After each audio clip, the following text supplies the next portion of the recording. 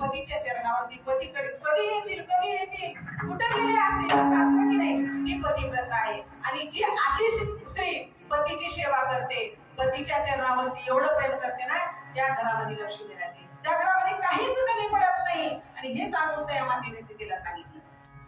म्हणून आपण घरामध्ये कसं वागावं हे आपल्याला कळायला पाहिजे. असे संस्कार आपण मुलींना सुनांना दिलं पाहिजे. आपली भारतीय संस्कृती आपण जपली पाहिजे. अहो जीवनामध्ये दुःख आहे, मुलांना